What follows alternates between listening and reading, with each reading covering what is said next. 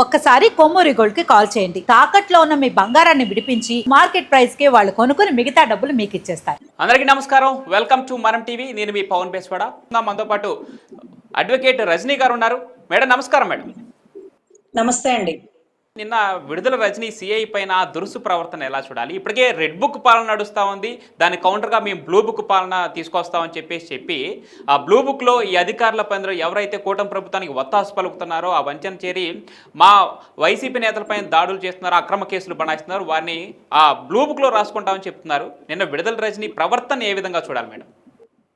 Sir, విడుదల రజనీ గారు అంత దారుణంగా ప్రవర్తించడానికి గల కారణం ఆవిడ పర్సనల్ లైఫ్ లోకి వచ్చాడంట కృష్ణ గారు.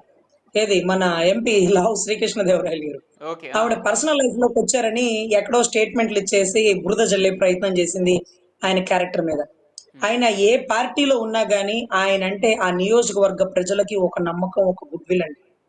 ఎక్కడ క్యారెక్టర్ అసాల్ట్ కానీ లేకపోతే ఎక్కడ దుర్భాషలాడడం కానీ ఎప్పుడు కానీ చేయనటువంటి ఒక స్మిత ప్రజ్ఞత గలటువంటి యువ నాయకుడు అని చెప్పాలి. అసలు చాలా మందికి రోల్ మోడల్ గా ఉండాల్సినటువంటి వ్యక్తి అండి. ఎందుకంటే మాకు చాలా దగ్గరగా ఉంటాడు మనకి, కాబట్టి మేము గమనిస్తుంటాం. ఈవెన్ దో ఆయన సైరన్ కార్ కి సైరన్ కూడా వేయనివ్వడండి. ఆయన ఎలా వెళ్ళాడో ఎలా వస్తున్నాడో ఆ పక్కన వాళ్ళకి కూడా తెలియదు. ఆయన కారు ఆయన వెనకాల ఇంకొక కారే ఉంటుంది, కానీ ఇంకో 10 కార్లు మందిని మార్బడాన్ని ఎక్కడా వేసుకొని వెళ్ళరండి. అంటే వాళ్ళిద్దరి మధ్య వ్యక్తిగత వైరం అనేది వైసీపీలో ఉన్న దగ్గర నుంచే కొనసాగుతుందా మేడం ఇది? సార్, వ్యక్తిగత వైరం అనేది ఆవిడ అప్పుడు చెప్తుంది, ఒక 3 ఏళ్ల క్రితం నన్ను అలా చేయలాగాడు, ఇబ్బంది పెట్టాడని ఒక ఆవిడ ఎవరో కేసు పెడితే మేము అడిగినాం, ఏమమ్మా 3 ఏళ్ల క్రితం చేయలాగితే ఇప్పుడు వరకు ఏం చేస్తున్నావు అమ్మా అంటే, అప్పుడు చేయలాగాడండి, ఇప్పుడు గుర్తొచ్చింది, ఇప్పుడు పెట్టాలనుకున్నాను అని అంటే, ఇక మేమేమి చేయలేక కేసు కట్టాల్సి వచ్చింది, ఎఫ్ఐఆర్ చేయాల్సి వచ్చింది గౌరవ పోలీసు వారు. అటువంటి పరిస్థితి. నా పర్సనల్ లైఫ్ లోకి వచ్చారు, నా కాల్ రికార్డ్ తీశారని అప్పుడు మాట్లాడొచ్చు కదా, అప్పుడు వ్యతిరేకించవచ్చు కదా. అంటే రాజకీయంలో ఉంటే మాత్రం మన క్యారెక్టర్ని ఇబ్బంది పెట్టే వాళ్ళు ఎవరన్నా మనల్ని వస్తే వాళ్ళని చూస్తూ మనం ఎందుకు ఓర్చుకోవాలి? ఒకవేళ నువ్వు రాజకీయాల్లో వైసీపీలో ఇద్దరు ఉన్నారు, కానీ అతను మిమ్మల్ని ఇబ్బంది పెడితే అప్పుడే బయటపడి ఉండాల్సింది. మీరేదో జగన్ రెడ్డి గారి పేరు ప్రతిష్టలు కాపాడడం కోసం మీరు పాపం ఆయన మీ పర్సనల్ లైఫ్ లోకి వచ్చి మీ క్యారెక్టర్ అంటే అదేంటది మీ ఫోన్ రికార్డులన్నీ పట్టుకున్నారని, గౌరవ ఎస్పీ గారి దగ్గర డేటా తీసుకొచ్చాడని ఎందుకు భయపడతారు? ఎవరితో మాట్లాడతారు? నియోజకవర్గ సమస్యల గురించో లేకపోతే అధినాయకులతో మాట్లాడతారు. ఏం దాంట్లో భయపడాల్సింది? గుమ్మడికాయలు దొంగ అంటే ఎందుకు భుజాలు తడుపుకోవాలి? అంత పర్సనల్స్ ఏముంటాయండి? రాజకీయ నాయకులు జీవితం ఎప్పుడైనా తెరిచిన పుస్తకంగా ఉండాలండి. అతన్ని ఎందుకు అంటున్నారు అంటే, అతను అంటాం ఎందుకంటే అతను 100 మందికి కొన్ని లక్షల మందికి ఆదర్శంగా ఉండాల్సిన వ్యక్తి కాబట్టి మనం అంటాం అనే అధికారం మనకు ఉంది. ఇది ఓపెన్ సీక్రెట్. సో ఇక్కడ సిఐ గారితో దురుసుగా ప్రవర్తించిన తీరు కల కారణం కృష్ణ గారి టాపిక్ ఎందుకు తెచ్చినానంటే, ఈయన దానికి ఆవిడ అన్న మాటలకి సమాధానంగా పార్లమెంట్ సాక్షిగా కొన్ని వేల కోట్ల లిక్కర్ స్కామ్ లో జరిగినాయో, కొన్ని దేశాలు దాటి వెళ్ళిపోయినాయి అని ఒక స్టేట్మెంట్ ఇచ్చారు. నాకు అప్పుడు అర్థమైంది, దేశాలు దాటి వెళ్ళాలంటే దేశాలలో ఏదన్నా ట్రాక్ రికార్డ్ ఉండాలి, మనకి కంపెనీలు ఉండాలి, మనకి వ్యాపారాలు ఉండాలి. సో ఈవిడ గౌరవ సైబరాబాద్ మొక్క గారు ఎవరైతే ఉన్నారో ఆవిడ విదేశాల్లో కంపెనీలు ఉన్నాయి. పాపం విడుదల కుమారస్వామిని గారిని కూడా ఆ దేశంలోనే ప్రేమించి పెళ్లి చేసుకోవాల్సి వచ్చింది. తర్వాత ఆయనకి రెండో భార్యగా, తర్వాత రాజకీయాల్లో ఒక ఎమ్మెల్యే స్థాయి నుంచి అతి తక్కువ టైంలో మినిస్టర్ స్థాయిగా, ఈ రోజు చిలుకూరుపేట నియోజకవర్గ ప్రజలకి సమస్యలు ఉంటే పరిష్కరించాల్సింది పోయి కేవలం ఒక పిఎన్ అరెస్ట్ చేస్తున్నారని విధులకి ఆటంకపరుస్తూ ఒక పోలీస్ ఉద్యోగి మీద దురుసుగా ప్రవర్తించినటువంటి విడుదల Rajini. Section 353 IPC Indian penal code. ఒక పోలీస్ అధికారి తన విధులని చేస్తున్నప్పుడు ఆటంకపరిస్తే నాన్ బెయిలబుల్ అఫెన్స్, అసాల్ట్, ఇవన్నీ కూడా కేసులు కట్టేసేయచ్చు. అసలు ఆవిడ ఏంటి సీ గారు అమ్మా, ఏమ్మా రామకోట ఏమన్నా మేము రాస్తున్నావా? ఏంటి సీ గారు అంటే మీకు తెలీదా ఏం జరుగుతుందో? 26 లక్షల కోడిగుడ్లు కుంభకోణమేనమ్మా. ఏం లేదు, 26 లక్షలు ఇల్లు విచారణ చేయించుకుని వచ్చేస్తామమ్మా అంటే ఇప్పుడు పోనేవట్ల. ఎందుకంటే ఆయన శ్రీకాంత్ రెడ్డి గారు, ఈ శ్రీకాంత్ రెడ్డి గారిని అపాయింట్ చేసిన ఇంకొక రెడ్డి గారు, వీరి మధ్య ఏదైతే ఫోన్ రికార్డ్స్ ఉన్నాయో లేకపోతే విదేశాలకు పంపించిన డబ్బు హవాలా లావాదేవీలు ఉన్నాయో ఇది గౌరవ పిఏ శ్రీకాంత్ రెడ్డి గారికి తెలుసు. కాబట్టి ఆవిడ గౌరవ పిఏ గారిని కాపాడుకుంటూ వస్తుంది. నియోజకవర్గ ప్రజల్ని కాపాడలేదు. వారి సొంత మరిది అయినటువంటి విడుదల గోపి గారి గురించి నా మరిదిని అరెస్ట్ చేస్తారా అని ధర్నా చేయలేదు.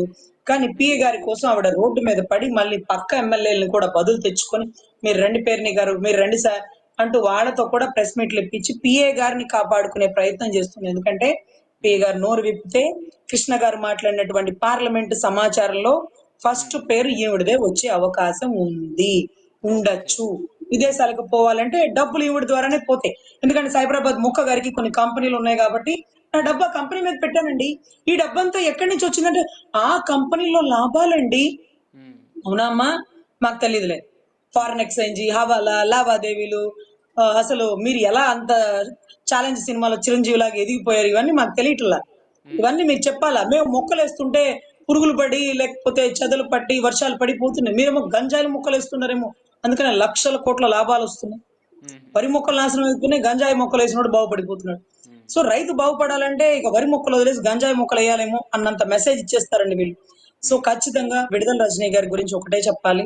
మేడం. ఆవిడ ఎవరి మీద అయితే బురద జల్లాలనుకుందో, ఎవరి క్యారెక్టర్ అయితే అసాల్ట్ చేయాలనుకుందో, ఎవరినైతే డిగ్రేడ్ చేయాలని తప్పన పడిందో, ఇదంతా డైవర్షన్ పాలిటిక్స్. ఉమ్, ఆవిడ చేసిన తప్పు ఏదైతే చిలుకూరుపేటకు సంబంధించిన ల్యాండ్ మాఫియాలు, లేకపోతే భూ కబ్జాలు, లేకపోతే ఇసుక దోపిడీ, మందులో కల్తీ, మందుకు సంబంధించినటువంటి వచ్చిన లిక్కర్ స్కామ్ లో తన వంతు పాత్ర ఎంత ఉంది, తన వంతు డబ్బు ఎంత దారి మళ్ళించి ఆవిడ కూడా ఒక బ్యాంక్ లో దాచిపెట్టింది. అవసరానికి జగన్ గారు తీయమంటే తీయాలి.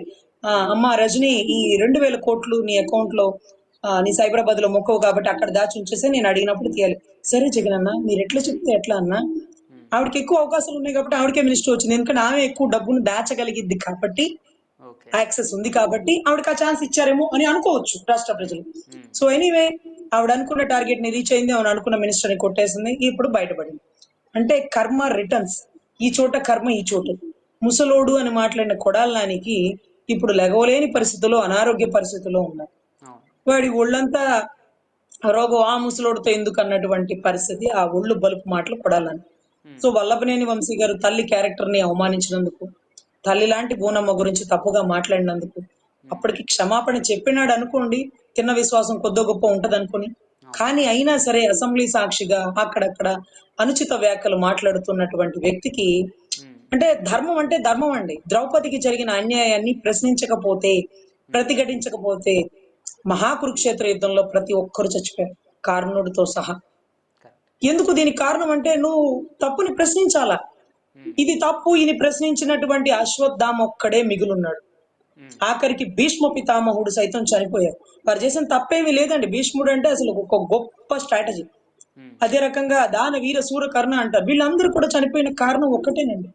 కేవలం ఆ అన్యాయం, అది తప్పు అని ప్రశ్నించాలి. ప్రశ్నించకపోతే చచ్చిపోవడమే. ఇదే ధర్మం. కర్మ రిటర్న్స్. ఇక్కడ ప్రతి ఒక్కడికి శిక్ష పడుతుందండి. ఉమ్, దానికి రెడ్ బుక్ పరిపాలన అక్కర్లేదు. ధర్మో రక్షిత రక్షిత. ఏ ధర్మాన్ని నువ్వు రక్షిస్తావో ఆ ధర్మం నిన్ను రక్షించింది. ధర్మాన్ని నువ్వు రక్షించలేదనుకో ఆ ధర్మమే నిన్ను భక్షించింది అనేది ఒకటండి. తర్వాత ఏదైతే నిజం నిలకడమే తెలుస్తుందని ఇవాళ ప్రతి విషయాలు కుంభకోణాలు బయటకు వస్తున్నాయి. దీంట్లో విడుదల రజనీ గారి తర్వాత నెక్స్ట్ లైన్ లో ఉంది మన రోజక్క. పర్యాటక శాఖలో స్కాములు, ఎక్కడెక్కడ పెట్టిన సంతకాలు, హవాలాలు, లావాదేవీలు, మొత్తం ఆవిడ కూడా బయటకు వస్తారండి. Right. Thank you madam. Thank you so much for your valuable time. మళ్ళీ మిమ్మల్ని సంప్రదిస్తాం. Thank you ma'am. నమస్తే.